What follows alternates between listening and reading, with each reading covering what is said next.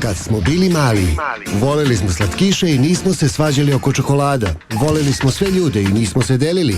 Voleli smo da živimo i znali smo da živimo. Želeli smo mnogo, a sigurno smo dobili najlepše uspomene. Ovo je minut za vreme Kad sam bio mali i još sasvim mladan. Kad smo bili mali. Odrastali smo uz dobru muziku. Bolju muziku nego danas. Možda čak i najbolju muziku koja je tada mogla da se napravi u Evropi. Imali smo neverovatne bendove. Od Korni grupe sa jedne strane, preko Indeksa sa druge, sve do Smaka sa treće strane.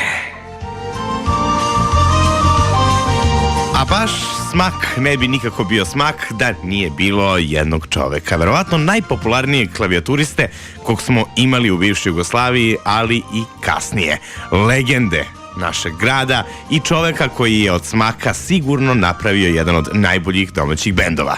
Iz Smaka je izašao 81. godine i tada je počeo da radi samostalno, praveći neverovatne kompozicije, ali i stvarajući za druge autore. Znaš o kome se radi? Veliki Lazar Ristovski. Pitaju me, pitaju oko moje, ko sad ljubi drugi tvoje. Pitaju me, pitaju mila gde si, ja i kažem srećan jesi. Mnogi aranžmani i mnoge pesme bez njegovih klavijatura sigurno ne bi izgledale isto, a njegove kolege imaju samo reči hvale o njemu. Saša Lokner.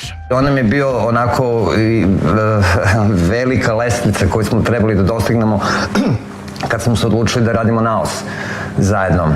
Laza je stalno govorio, volio bi da bude bar na nivou iza horizonta i tih kompozicija. A o njemu je lepo imao da kaže i Žika Jelić u jednoj televizijskoj emisiji. Kažu da je uvijek bio raspoložen, nasmejan, dobronameran. Pretpostavljam da je tako bio i prema detetu. On je bio veliko dete, u stvari.